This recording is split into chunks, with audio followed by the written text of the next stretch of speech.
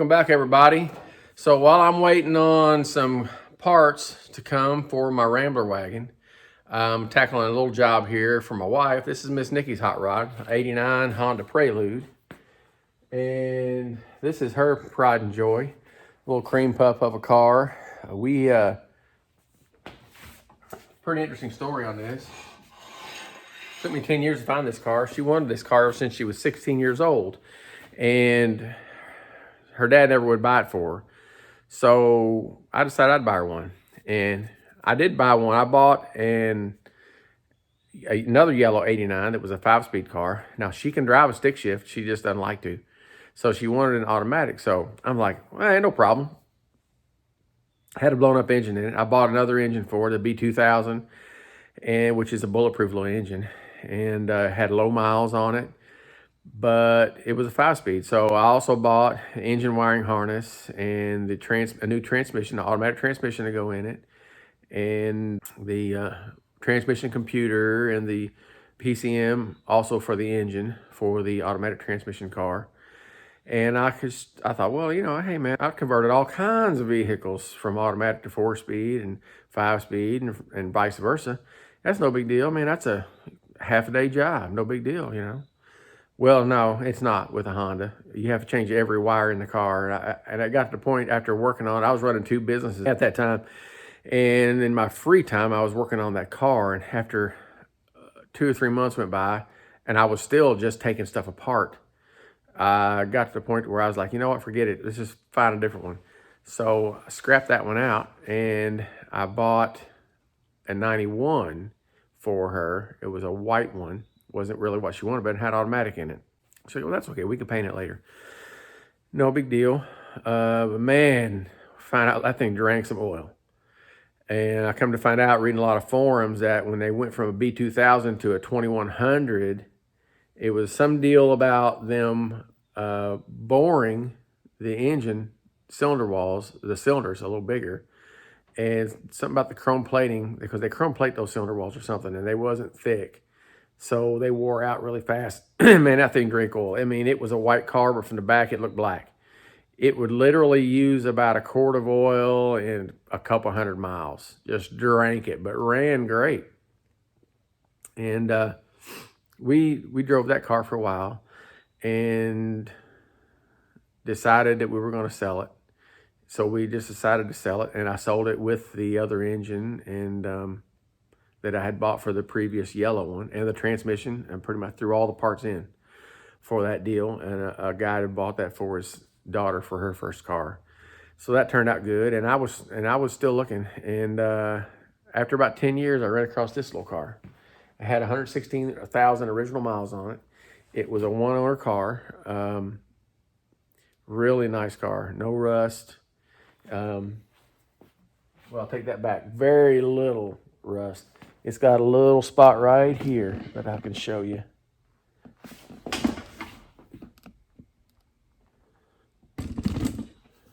Right there. Now, usually these have this black strip here. Usually there's a rubber lip that curls all the way around, and that traps a lot of debris right here. There's a rubber lip that comes all the way around here. That traps a lot of debris, but what people do that know about it, they cut that out so that it don't rot the wheel well out. This one's been saved. So that's just a little bit of nothing that I got to fix there. But we've had this car for 5 or 6 years. It's got about 148,000 miles on it now. And got an issue with the brakes back here. The caliper's sticking on it. So we're going to dig in here, pop this wheel off, and see if we can hopefully it's just the pivot shaft, the pivot bolt on the caliper that is froze up. So if that's the case, we can free that up pretty easily.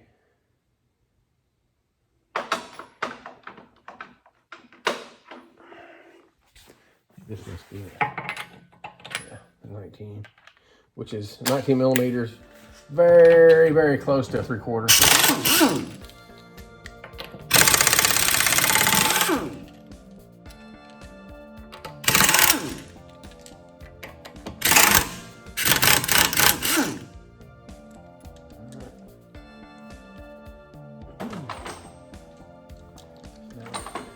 pop this off of here.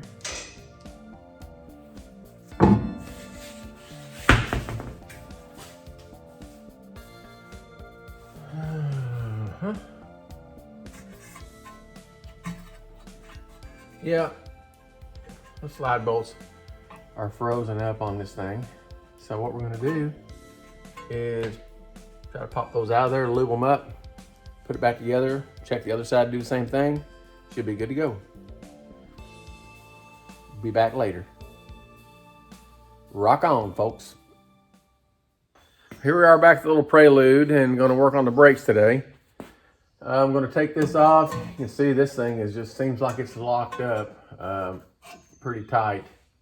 Whoever put this caliper on probably didn't lube the slide bolts. So we're gonna, hopefully we can get those out of there because they seem like they're pretty snug. All right, so let me grab some penetrating oil.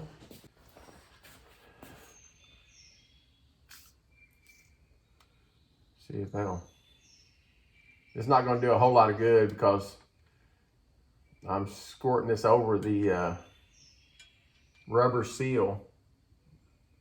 It's like a little collapsible rubber boot. Turn a little light on the subject. And there's really not much way you can get in there. Well, I think that broke loose. It either broke loose or it broke. Not really sure. So it broke loose. It did unscrew out of there. I've never had this apart before, so I don't know.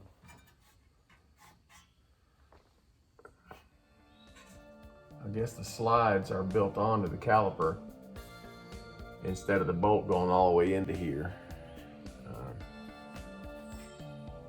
Let me try to get this up a little closer.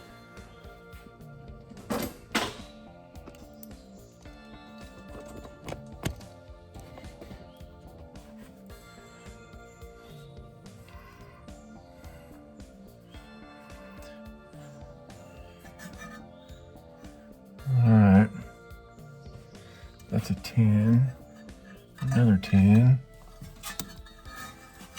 Looks like that's what holds that on. Let me grab 10 millimeter.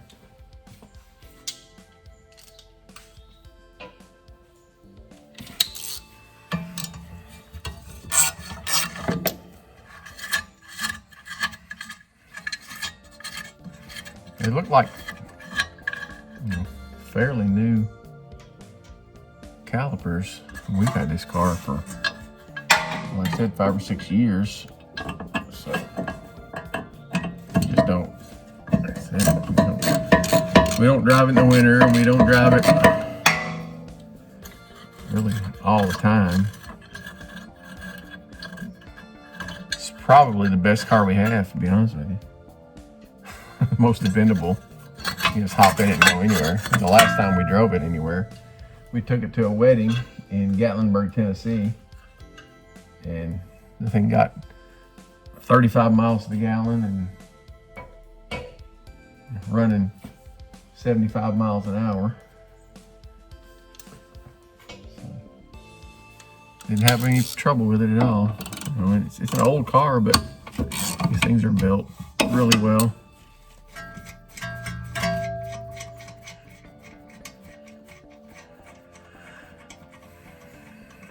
Let me see here. Before I pop that all the way out, I'm going to, it looks like this is one of those that there's a clip here that holds the pads apart.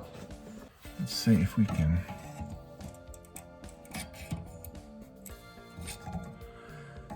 pop that out of there without, not really sure.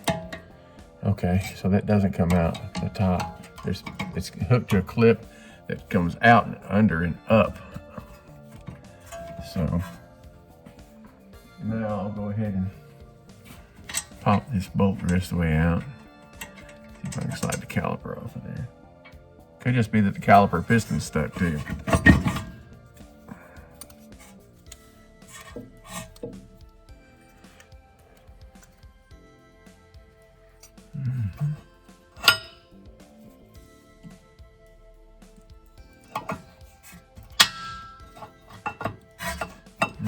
Not much grease on there, but these slides,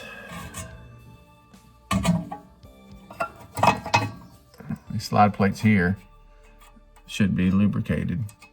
And it looks like they did have some lubrication on them at one point. And we're far off the wear indicator here. You can see that. There's a pretty good distance there. So these pads are still okay. I'll just run some sandpaper across them just to get the rust off of them here a little bit. But for now, I'll just stick them in there, just so I know where they are.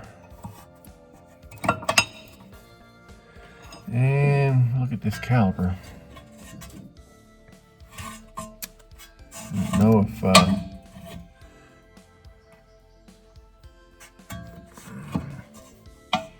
if somebody had, well, parking brake is not locked up. That moves. Parking brake is free. So let me get a C-clamp and stick on this caliper piston. Just see if it'll move. Hopefully this clamp is long enough.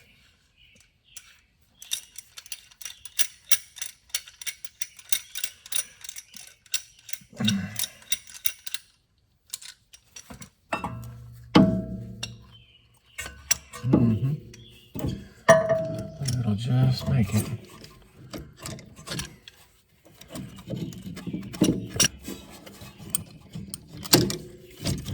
Some of these old calipers come out in a screwing motion. They come out as they're coming out, they're turning and retracting. I'm not sure if this is that kind or not, but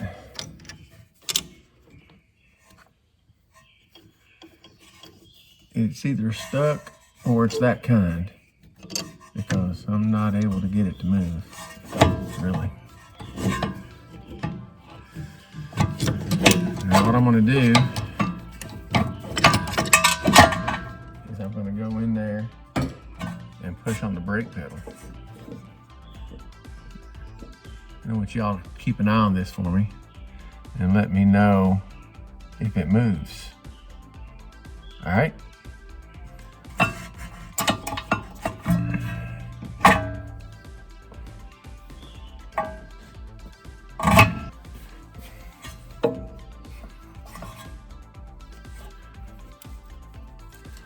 Just gonna strap this thing up here a little bit.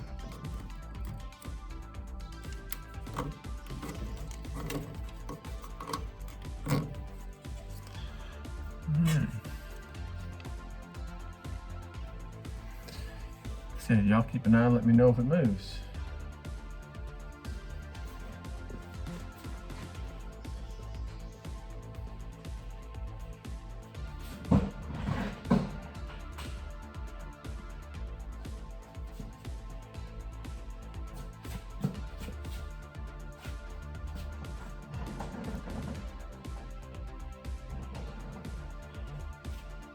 Did it move?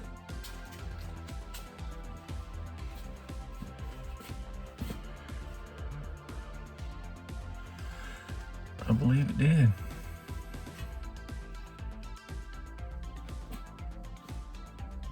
We can check real quick. See if this is definitely moved. Definitely moved, because that C-clamp would just slide on there before. And now it will not. But did it turn as it came out? That is what I want to know. Okay, so I went back and watched the video, and apparently this does not have the type that coming at you screw out as they come out and go back in. So I should be able to squeeze that back in. Now, they're supposed to retract on their own, to be quite honest with you. But these right here are locked up, these little slide bolts. So I'm gonna have to try to get those out without, I hope I don't have to put any heat on here because I don't want to destroy these little rubber boots. So if I do destroy them, I can get new ones, but I prefer not to destroy them if I can get around it.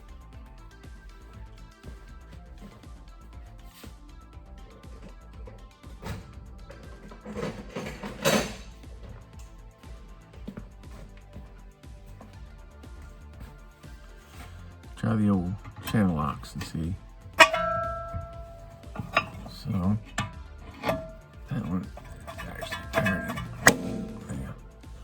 Look there.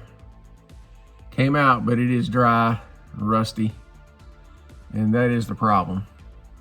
I'll clean these up real good and lube them up with some Slick-'em, and that should fix the problem. That one there is stuck pretty tight.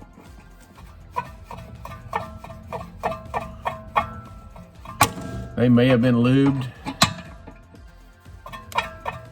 but they also may not have, who knows, last time.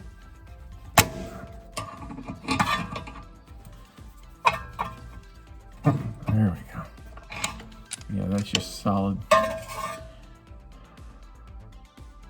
That's dry to bone right there. I mean, it's actually a little bit pitted, so that was locked up in there. So we're gonna really lube those up good, lube up these slide steels there, the little stamp steel tracks, and try to get this thing fixed up quick, fast, and in a hurry. Get this one down off my lift, call it complete. All right, so I got these slide pins cleaned up on a wire wheel, cleaned up pretty good. This one's got, I don't know if you can see, I'm always doing like this because I got bifocals. So when I get up close, I can't see unless I do like this. So when you see me do like this, because I'm using my bifocals. All right, so this has some pits in it, and that's okay because that area where it's pitted don't do anything. That's just where the little collapsible rubber boot, the dust cover, whatever, keeps the debris out, keeps water out, keeps debris out, and all that. That's where it goes. So it don't really do anything. The rest of it looks pretty good. So we're gonna put some grease on it.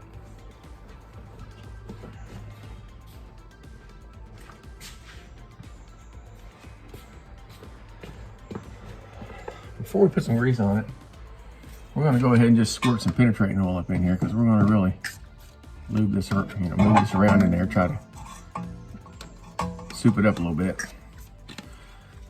Got that in there. And here's the old tub of grease. You can't ever have too much grease. That's a false statement. On brakes, you can have too much grease. You don't want too much grease on your brake components for obvious reasons. It gets warm and it starts to run and slings all over everything, and next thing you know, it's on your brake pads and your rotor and you don't have no brakes. So you want minimal grease on these. I'm just gonna put a slight film on there and I'm gonna work this in and out of there until it feels like it's, you know, sliding good. So put a little bit of grease on this other one. So that's really about all you want for now.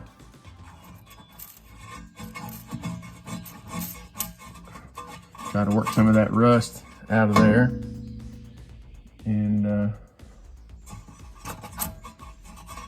you can see the old grease and the rust and stuff came out with that. So what we'll do is we'll wipe this off. Put a little more grease on. A little more grease.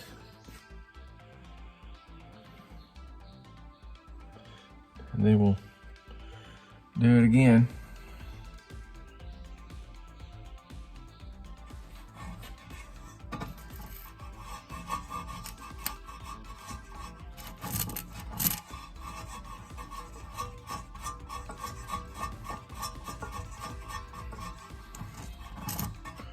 Running around in circles in there.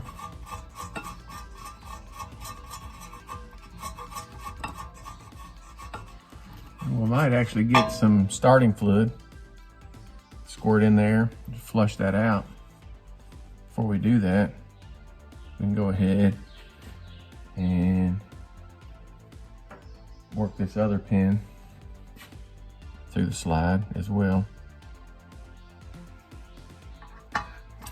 This actually was the better one of the two.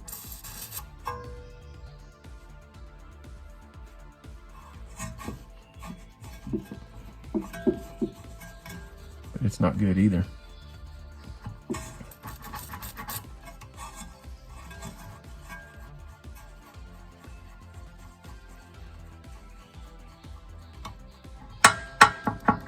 It is better than the other one.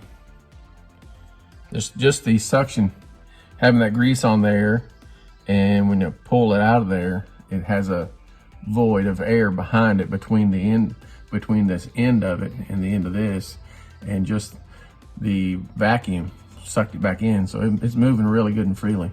But I'm still going to flush it out with some starting fluid.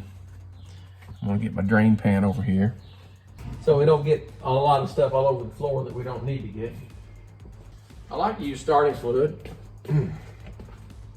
because it cleans real good, all the debris off their oil and everything, and then it dries really quick. I didn't have that handy. I've got a carburetor cleaner. It works about the same way, it just don't dry as fast. But it was handy.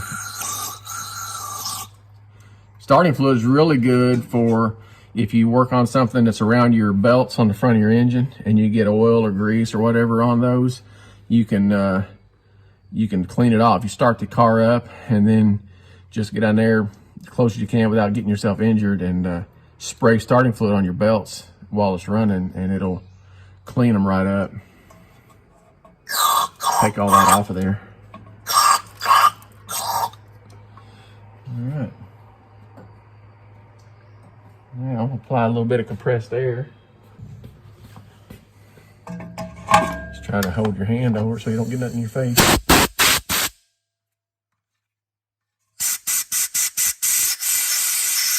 helps it dry. There's a lot of old grease and debris that came out on my hand, so if you don't cover that, you know, a lot of times I use a rag to cover it too. But if you don't do that, then that stuff, if there is some hard debris, it can come out of there at an extremely high rate of speed and bounce off of that and go in your eye. So make sure you do that.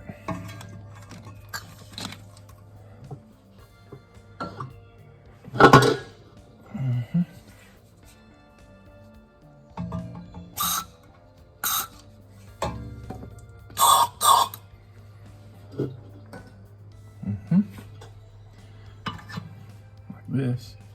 Put it in there, put that over there.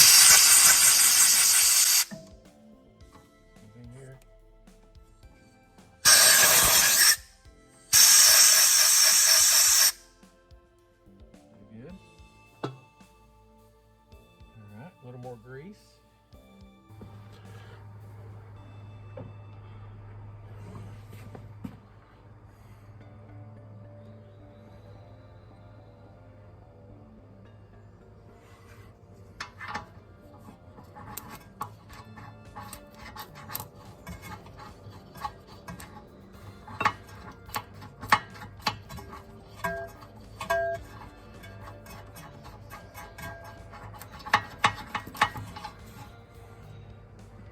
A lot better. You can see that. It's pretty clean. Mostly just the new grease. A little bit of rust still coming out, but not too bad. We're going to clean it one more time. Once we run this one in and out of there again, out of its hole. They're both the same size. I could have used the same pin on either slide hole, but I'm weird.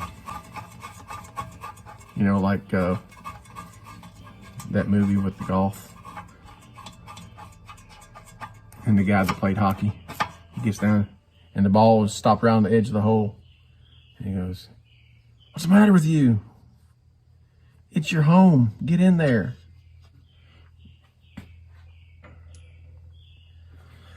right, let's clean it one more time. The old garbage cleaner. Oop, do that.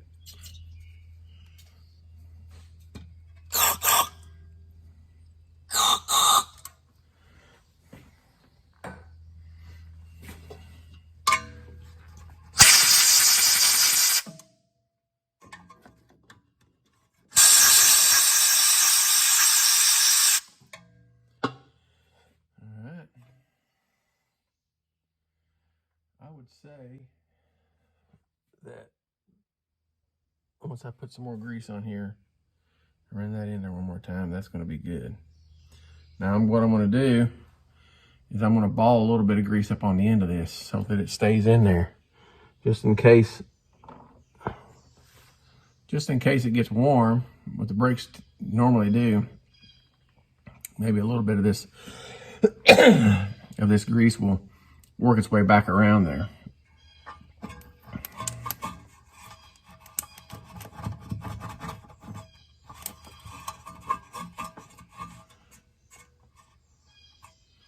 Oh yeah, see that? Push it in there till all the air escapes. You pull out a little bit and the vacuum slides her back in. That's the way it's supposed to actuate on its own.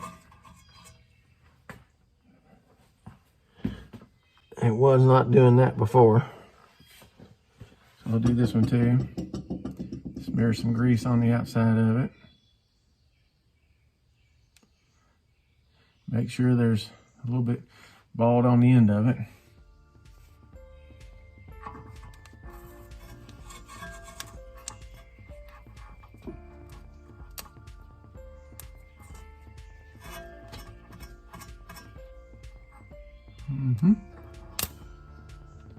Same thing. A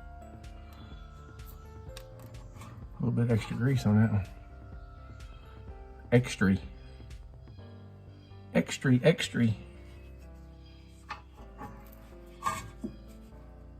all the air out. Yep. Put it right back in there.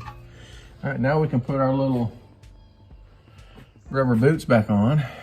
And there is a big side and a small side. Big side, small side. Big side goes towards the head. Just pops up on there, just like that. Pop it in there. It's happy. The same thing with this one. Push up on there, that's the way they're supposed to work. Push it up on there and it's got a little groove that fits in so it don't come back off.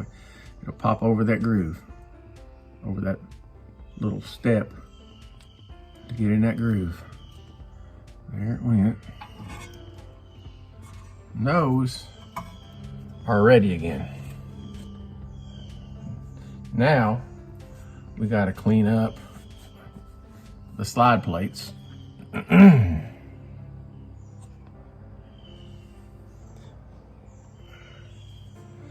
Pop the brake pads out.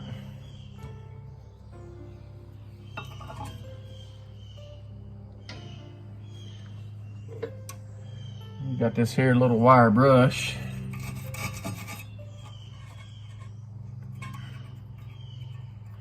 You can pop those off there like that. And then just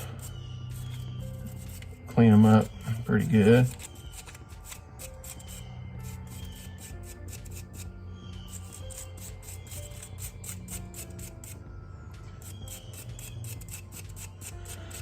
These little plates are chrome plated, but the chrome wears off and then they rust. But normally when you buy new brake pads, they come with new ones that you can put on. So you can see how clean that is now. That's pretty clean. And I'll put some, also a little bit of grease on that. You don't, like I say, you don't want an abundance of grease. You just want enough that it'll slide freely. Because those pads got to slide back and forth. This is actually self-adjusting brakes. Like drum brakes, where you got a big curved shoe, like a semicircle shoe, you got to adjust those manually.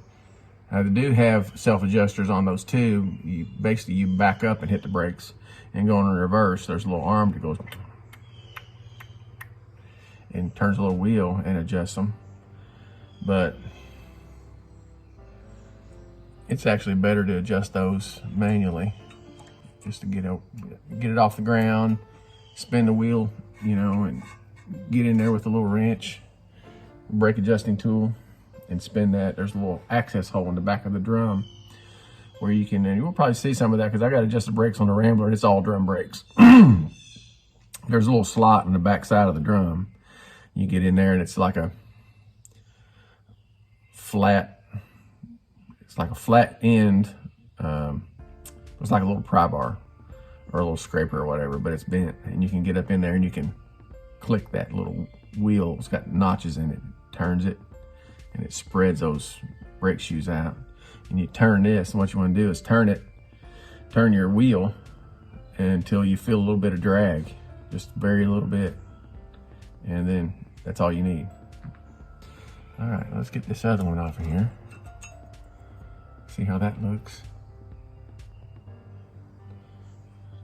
Grimy. And then we'll clean that up.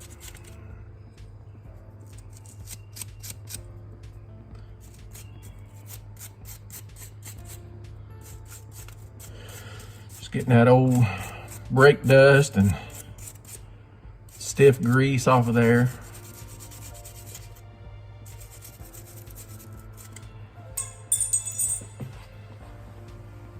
You gotta throw them on the floor every now and then, just to bust it loose. You know, bust loose whatever's stuck on there. Throw it on the floor. All right. One thing left you see there is just little rust areas with the chrome's rubbed off. So we'll put a little grease on that one.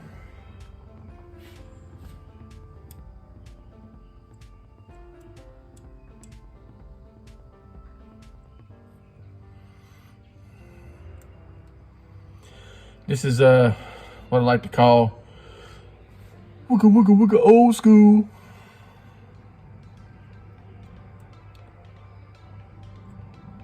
There might be newer ways of doing this now. You go through the ASE certifications. I don't know, they might tell you different nowadays. This is the way we learned it. All right, now I just want to hit these rusty brake pads with a little sandpaper.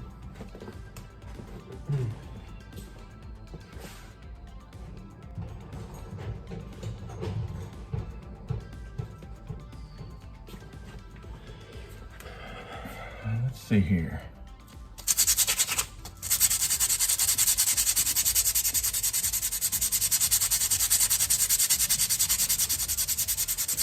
These are the semi-metallic pads, which do rust, but sanding this like this exposes some of the metal that's molded into that brake pad. Now these are better for stopping power. They will stop you faster, but they also wear out your rotors faster. So keep that in mind. Even if you go like a full ceramic pad, they even wear the rotor out even faster because they don't fade. They don't break down and wear as fast as the other ones do. Let me hit these. Now I'm being careful not to touch this brake pad surface with my fingers because I have, you know, grease residue and stuff on them. But you don't want grease on that surface. You don't want that to slide at all. And Get this one now. Clean it up too.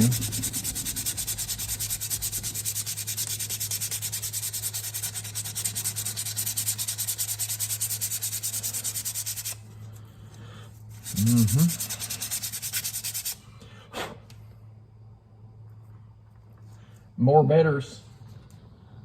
That there is more betters.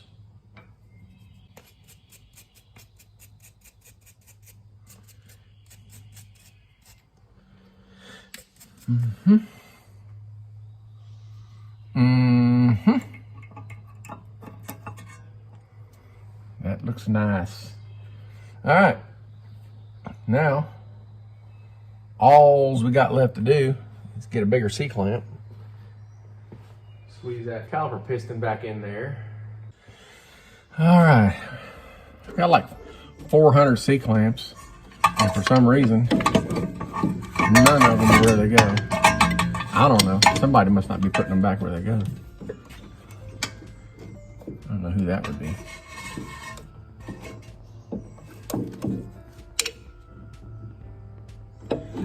Let's see. Does not want to go back. It is contrary. And you know, it might be an issue with the caliper too. I'm going to put a little bit of I usually like to put silicone spray around that. I don't have any of that right now.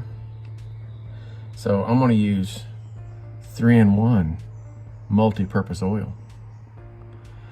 So this is a special formulation of 3-in-1. There's another formulation called 4-in-1. Do y'all know what 4-in-1 is? Correct, it's 5. So we're going to put a little bit of that around there, and that's probably not going to help a whole lot, honestly, because what happens is the brake fluid gets moisture in it, and that causes the piston to rust in the bore of the caliper. And that's what's going on. When those get stuck, that's what the deal is. That's where it's at. So, quite possibly, we're going to have to buy another caliper for this machine. Or maybe two. They kind of like to go in pairs.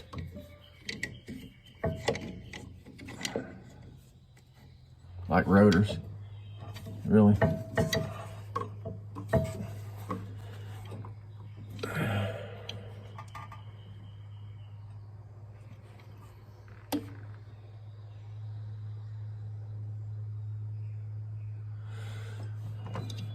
Does not want to compress at all.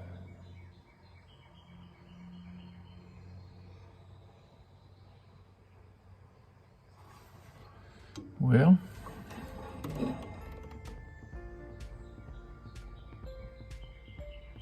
I'm going to take the lid off of the master cylinder just to see if that's possibly holding enough pressure to keep me from pushing that in. I doubt it, but we'll see.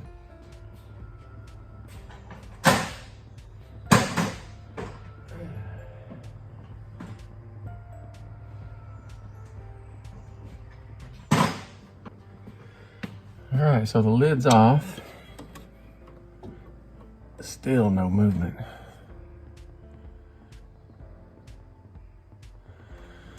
Well,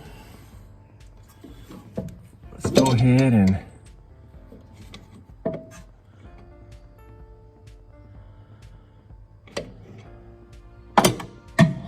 push the brakes.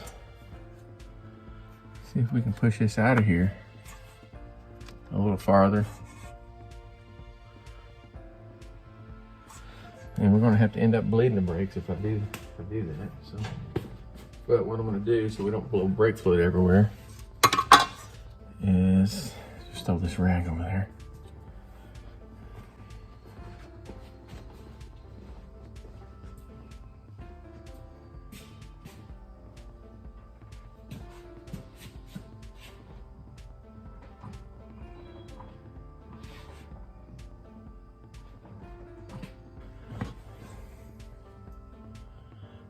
pushed out of there a little bit more.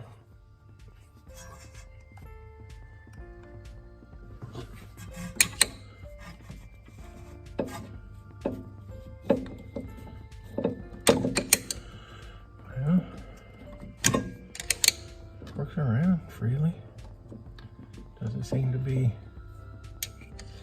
trying to tear the boot or nothing.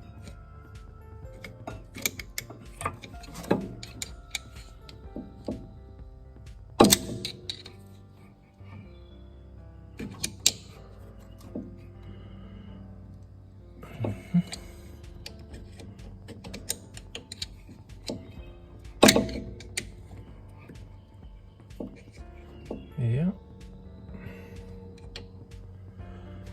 That doesn't look, well, it's a little bit rusty down in there.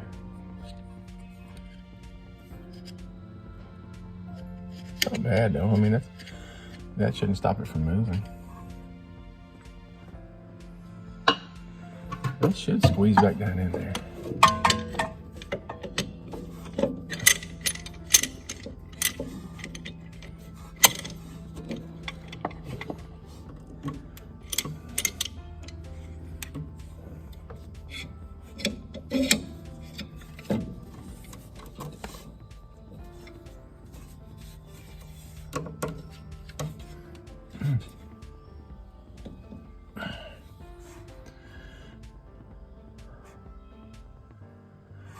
Just does not want to go back.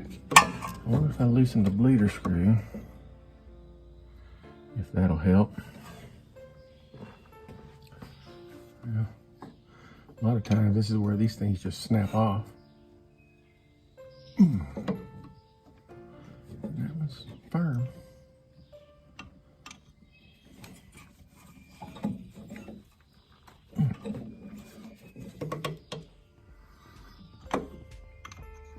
Not real rusty though.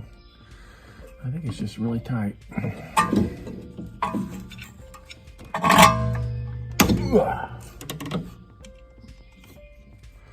we go. Broke loose. Had to get mean with it.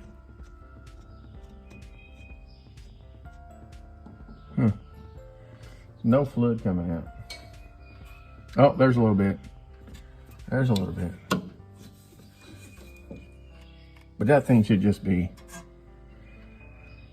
gushing with all the pressure that's on this piston.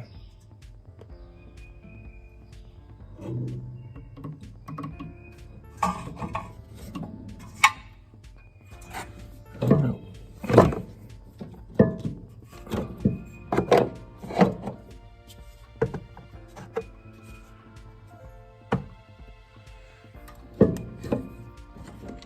It is a bit of a mystery. Now, I'm not a Japanese car mechanic by any means. There might be a trick to this.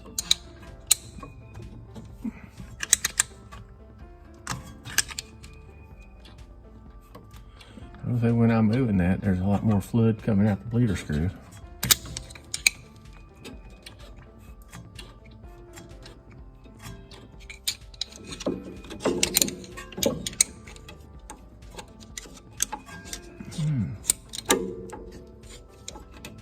Can't get a bite on it.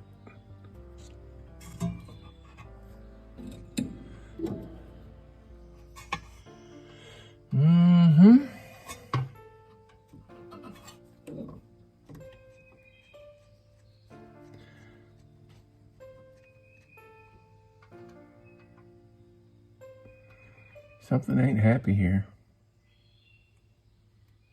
I don't know what it is.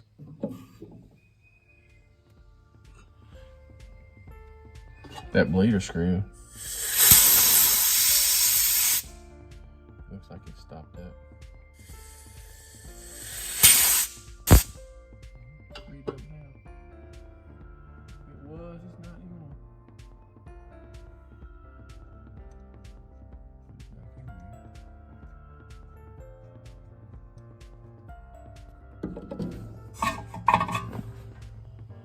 Nothing on the back of that.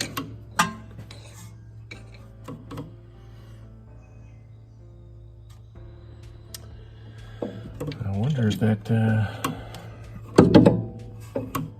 parking brake. It's not stuck, but I wonder if that's got some kind of a ratcheting motion to it, seems like, where it might be what's holding it out. I don't know. I do not want to get a face full of brake fluid. Every time I turn that piston a little bit, it comes out a little bit more.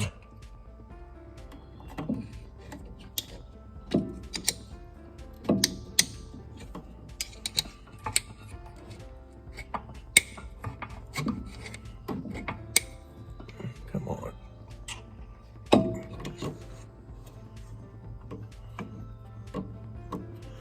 Oh, it's loose in there. It wants to come out.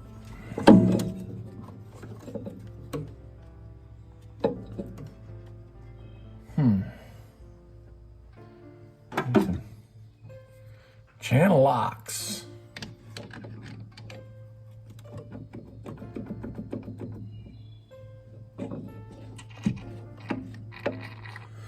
So apparently it does unscrew. That is why. That's the way that one is. You got to screw it in to get it down in there. Mm-hmm. How. Yeah, the brake fluid don't look great. It needs changed. So if you see that, that does have a threaded hole in it. Now the trick is going to be getting this boot back around this. I wonder, just take it out. Hey. So they did not have that stuff at Tractor Supply. The guy said, I think that is like state regulated and I don't think Indiana can carry it. I've bought it there before. Well, he said, this is the closest thing I got. So I bought it. It was $15. But he says, I don't think you carry that. So I was like, maybe. Okay. Are you videoing? Yep. Sorry. That's all right.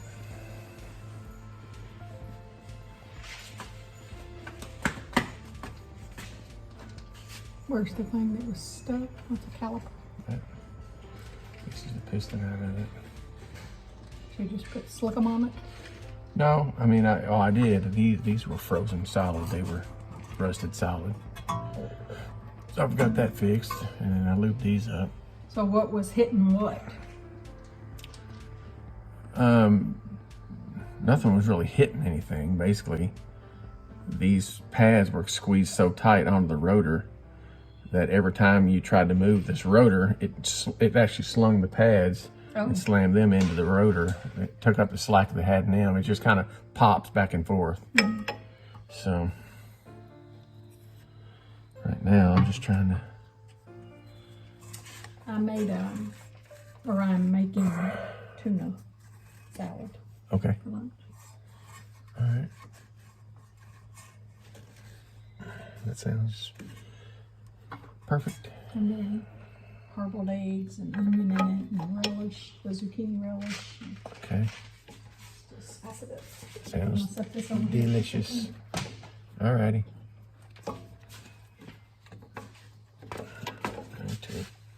We'll lube this up a little bit. Just put a little bit of grease on it because there is a lip seal right there. And then we'll screw this back down on there.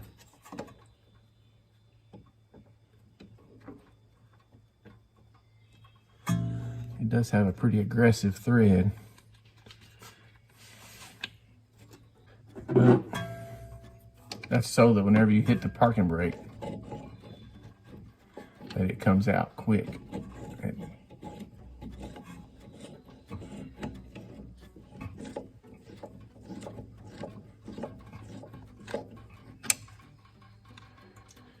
All right, now we're running out the bleeder screw really good. Can you see it where you're hanging? Sorry.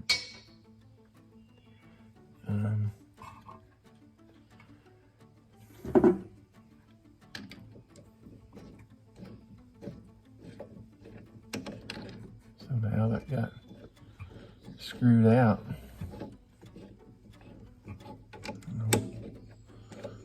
What the deal is with that. We're gonna have to bleed the brakes again on this because I've drained all the fluid out. See, I don't know. It's in there now.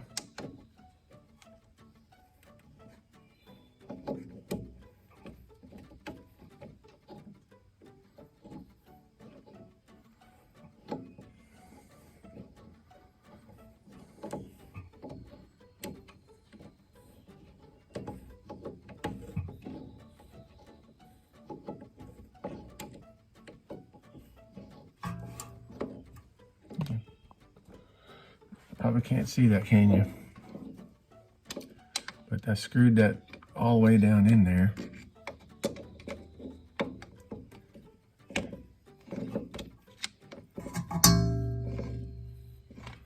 I'm not sure if it bottoms out. Assuming it does. But doesn't seem like it's going any farther. Alright, so I'm going to stop there. And then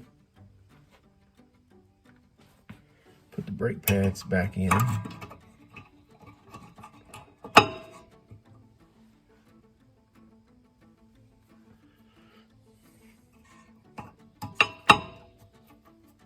Right. And we'll put the caliper back on.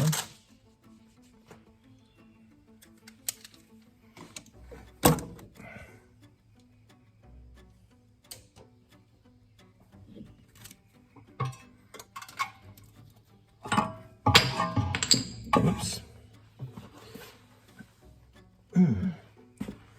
See, when stuff just falls out on the floor, you know it's moving freely. Alright, so make sure that these flats are sideways. Slide that back on there.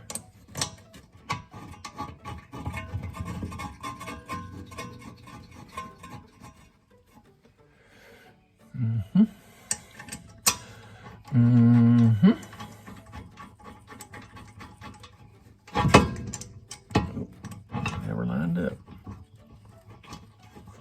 There it goes.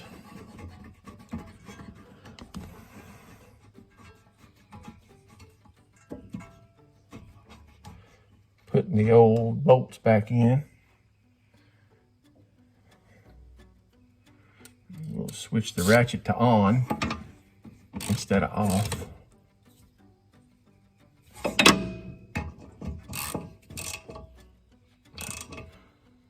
Just don't go too crazy on them. Oh, you know what? I forgot to put in my little doodad.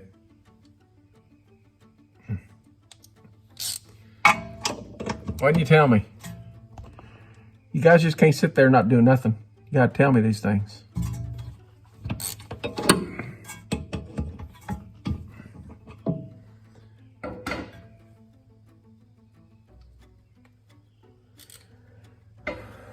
My little forward reverse selector on my ratchets broke. So it's a snap-on ratchet. One of the few snap-on tools that I have. Love it. But I don't even know how that thing got broke.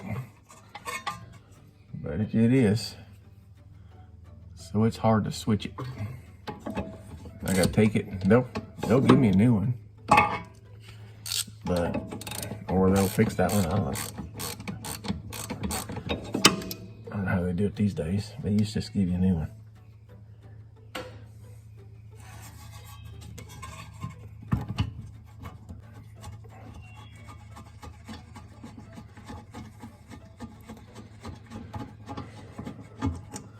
Long-winded. Not really, not too bad. Now, get this little doodad in there. Doodads. That's it. What they call it. Ambidextrous. It works either way. Now, repeat steps 3 and 4. in the assembly manual. That's why you got to lay all your parts out here on the arm of the lift, so that when you go looking at them later, after you've done driven the car down the road, you can see all the spare stuff you got that you didn't put back in. All right, now, since I don't have an assistant with me right at this moment, I'm going to use the old Mighty Vac brake bleeder. All right, here's the old vacuum pump. See if we can get it out of here.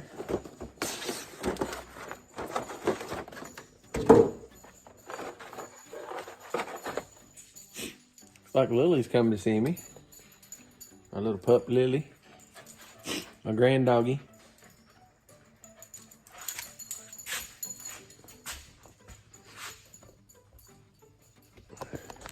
Hi, Lily. Shop dog, Lily, aka Lily Pad. My daughter Tyler's dog. She's married, but we have the dog because she pretty much grew up her whole life with our other dog Ozzy, and she didn't want to take her away from Ozzy. So here she is.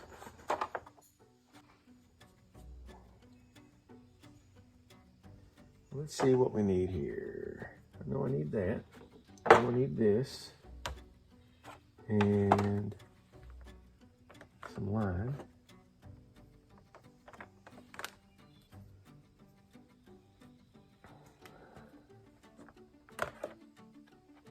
Go on there. I just need a short piece though. I don't need all that. Cut it right there. Put that on there. And then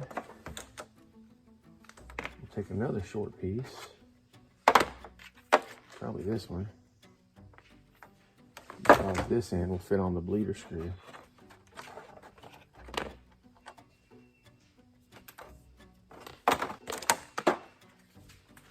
Then we just hook this up to the old bleeder screw, like so.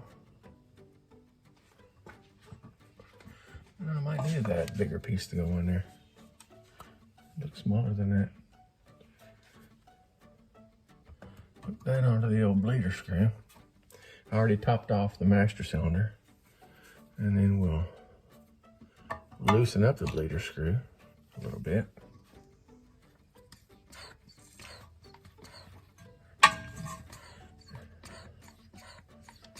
Commence to vacuuming some fluid into there.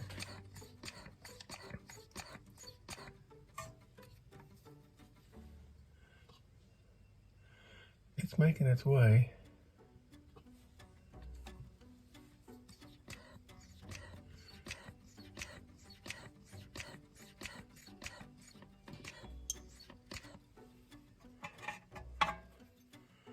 Let's see.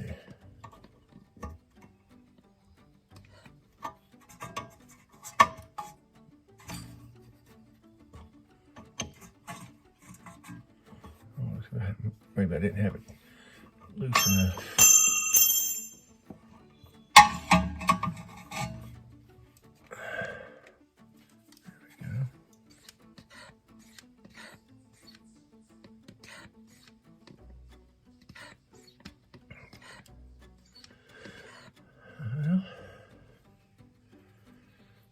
Let me do this. I know what I'm doing. I'm putting air back in it. So what I'll do,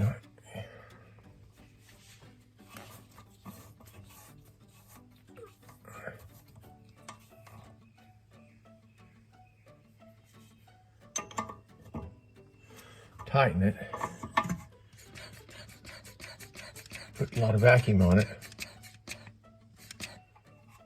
cracker it, and when it's down, tighten it back up again. Mush vacuum on it again. Crack it. Tight again.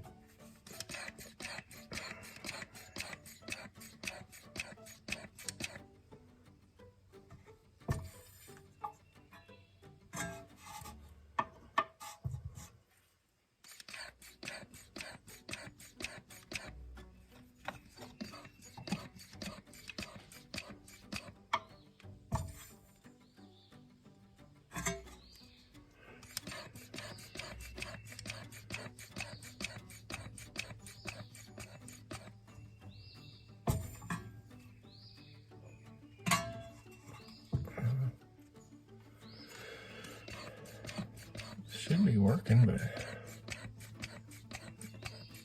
I've done this before.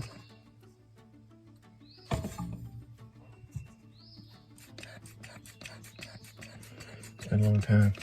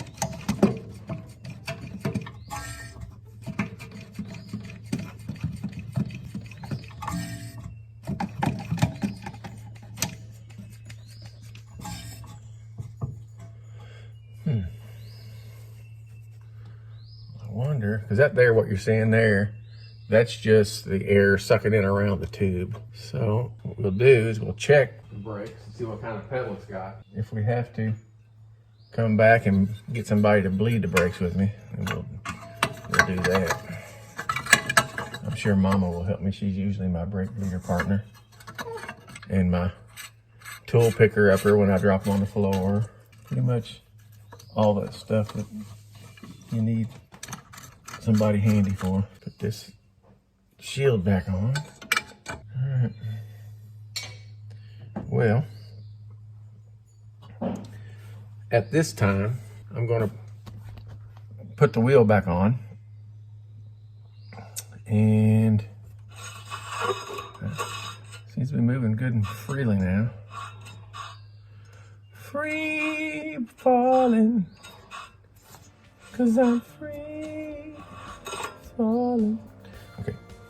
All right, so can you turn the air compressor on, please?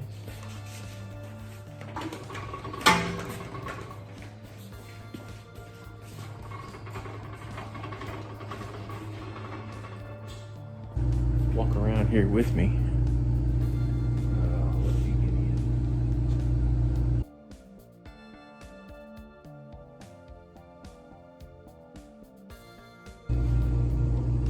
Push the pedal several times to see how deep. Lunch is ready. Okay. We're gonna go ahead and take this one off just to check, make sure the caliper is sliding freely.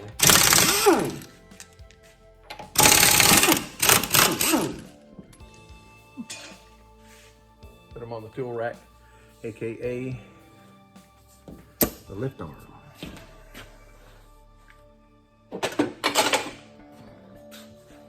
Or the engine on the engine stand. Look at all the rust on there. Mm-hmm.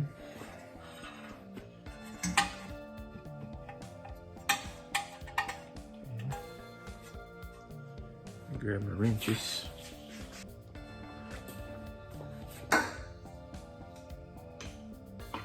It's just like in surgery. I mean, the surgeon's got a table there. He's got all this stuff laid out real nice. And he's got an assistant that's standing there handing him stuff. Well, look at this. I mean, I got a carburetor cleaner, a 3-in-1 oil. We already know that that's 3-in-1 and that 4-in-1 is 5. And penetrating oil, channel locks, my 10mm wrench, my ratchet with the broken flipper on it, my sandpaper for my brake pads, my zip tie to hold my caliper up, and my 10mm socket, my needle nose pliers, just like a surgeon. So, let's get in here a little closer. Lovely assistant, would you mind grabbing my black magnetic light off of the other side of the lift, please?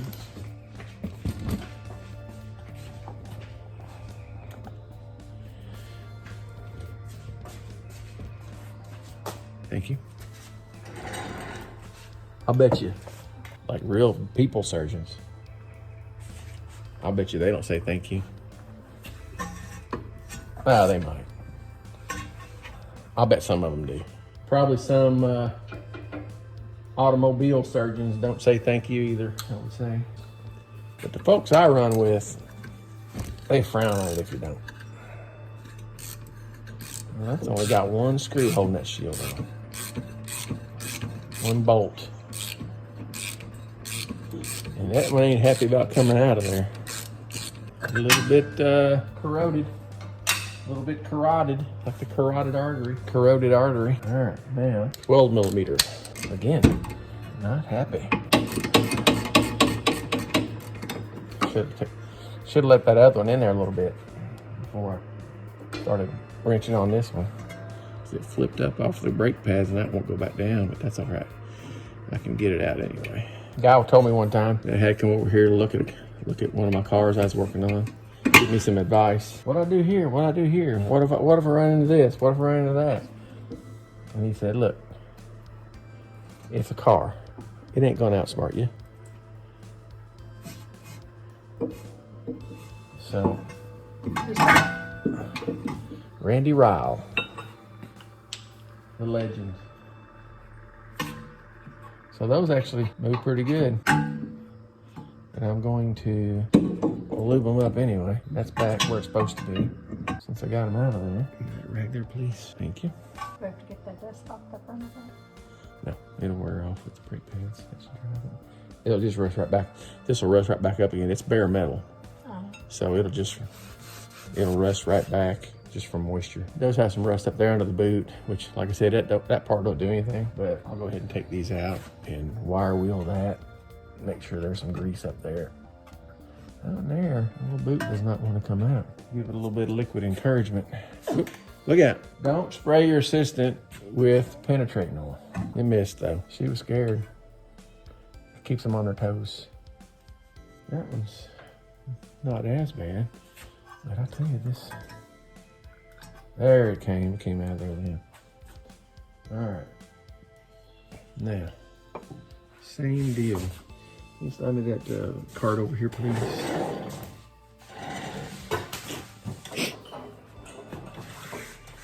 Pour a little bit of this in there.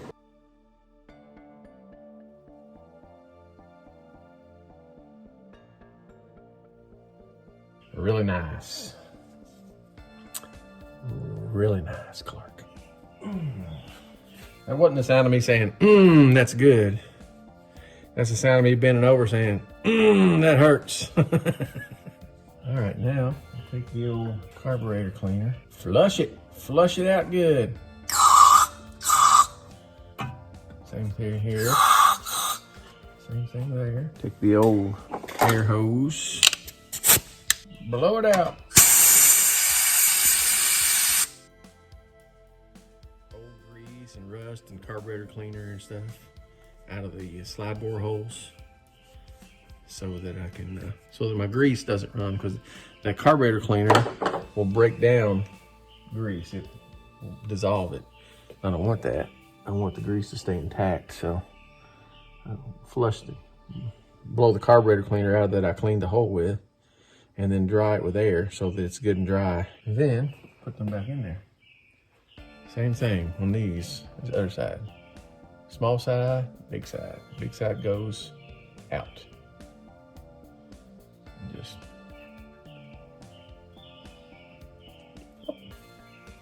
pops right in there. Got a little glob on the end so that it finds its way out and around there.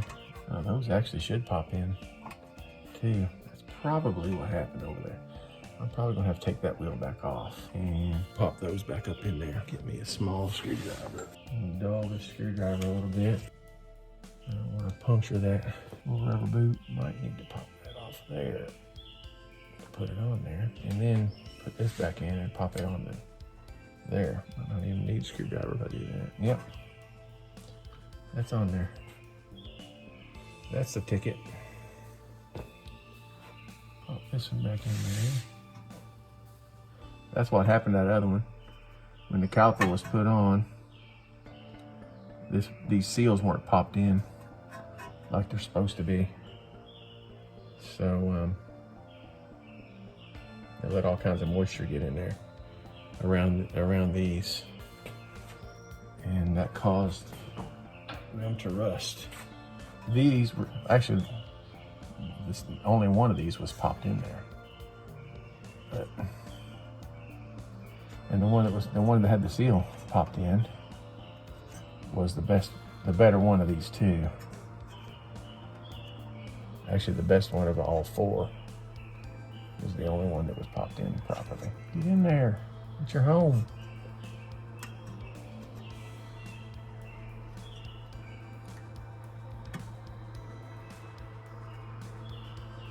It does not want to go back in there.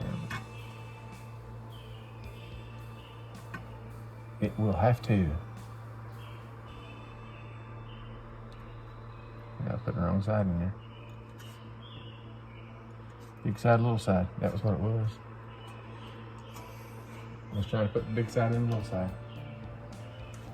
Okay, now, since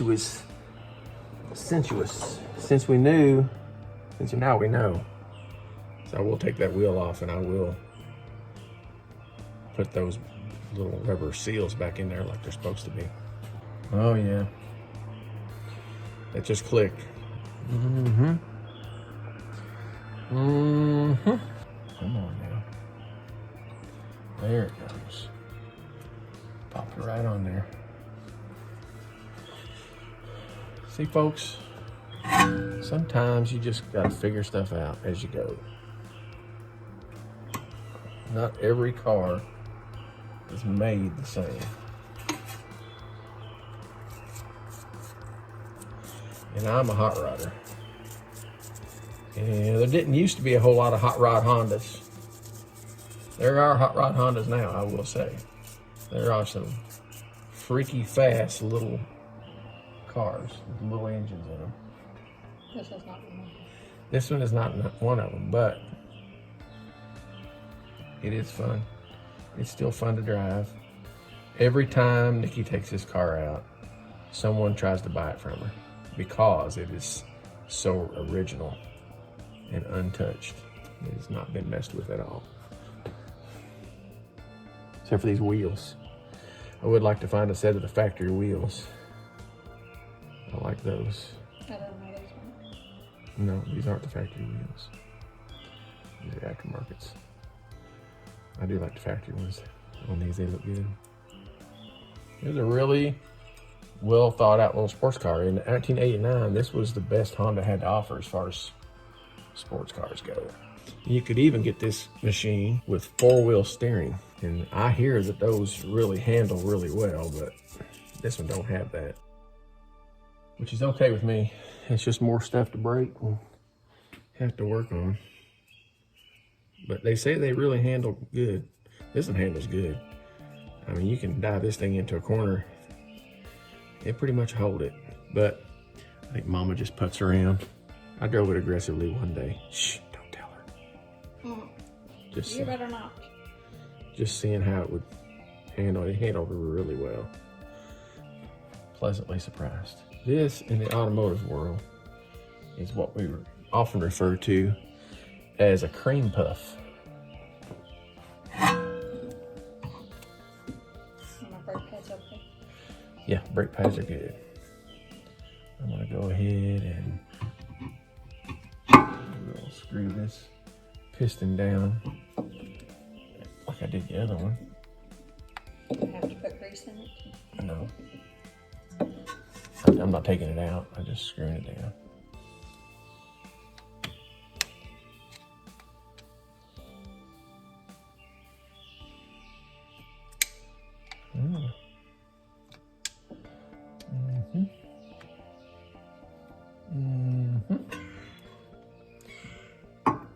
Alright.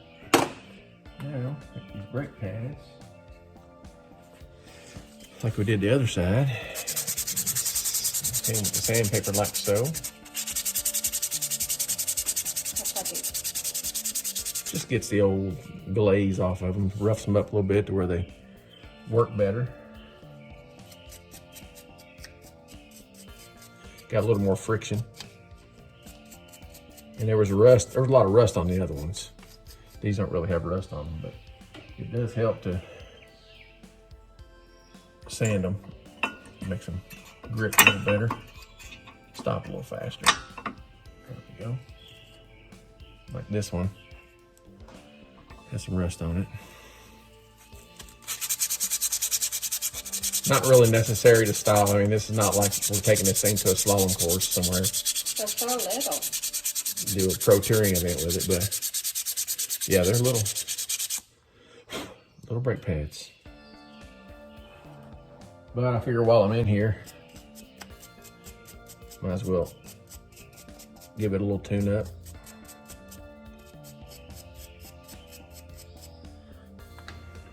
I think I should have put some rubber gloves on. We're fixing to go eat lunch. I don't know. Yeah, I might have to wash these. You think I need to wash them? Yes. Didn't even hesitate. Yes. Wash those filthy meat hooks.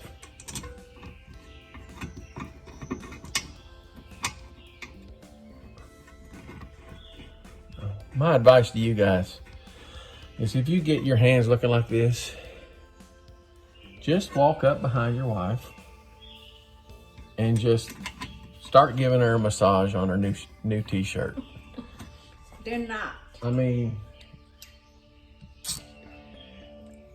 that's what you want to do. She ain't gonna mind. She's gonna like that massage so much. And plus, she's not gonna know. I'll be serious with you. She's not gonna know about it for a while. I mean, when she goes to wash that shirt, or maybe not even then, maybe putting it in the dryer. You know, maybe the stains didn't come out. Maybe she don't see it then. Maybe she don't even see it until she puts it back on the next time. And then somebody else says, "What happened to your shirt?" And by that time, she's going to forget about the massage. She's not going to know how it happened. So you're in the clear. So, you know, I've told you about the washcloths. Same rules apply. Don't be afraid. I mean, just go in there and just say, I'm taking these washcloths to wipe up grease in my shop. And you can like it or not like it. That's what I do, isn't it?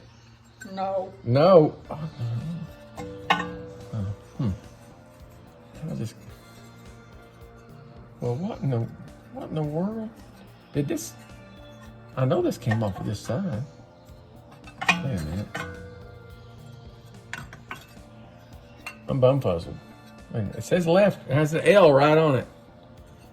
I think the other one came this way. I know this goes around back. Because right there's where it goes. That. I think he had it this way. Oh, see, now leave it to the smart one, the assistant, to figure it out.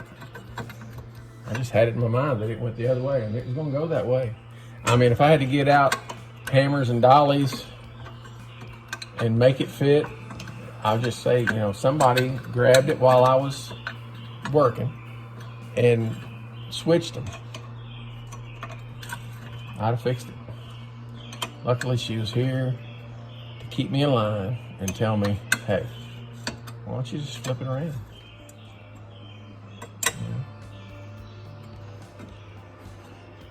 Don't you need another bolt? I do. I need another bolt, but I don't know if I have one.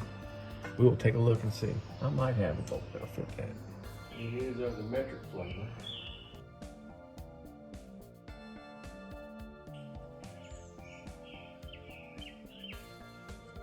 That's a little bit too long. That's why it's missing. Somebody broke it off in there.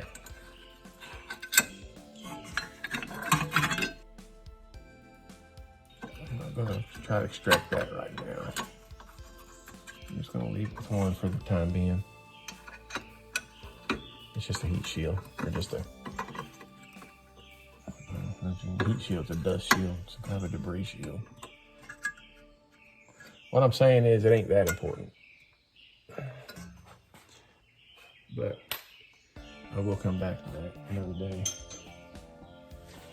when I have more time.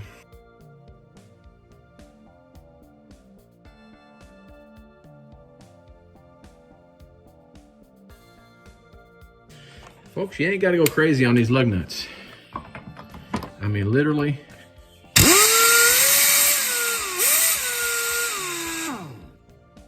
Take like 65 foot-pounds to hold them on. This is I believe it's a 300 foot-pound air impact.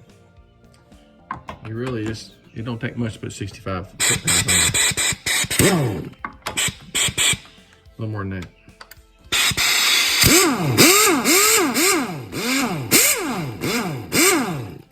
Next step up from the bottom. It's snug. Star pattern.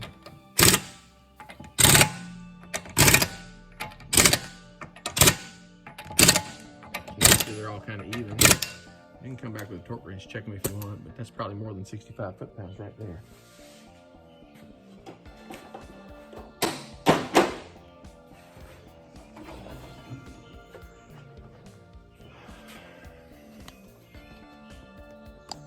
Okay, so stay down. We're going to go ahead and call this one. You've already seen me do the little dust boots that were on this side. I'm going to take the wheel off and do them back on that side. That won't take me long. I'm not going to put y'all through all that because you've already seen it happen. Right on. If you like my video, give me a thumbs up and subscribe to my channel if you don't mind. That would be really awesome. And we'll see you next time. Rock on.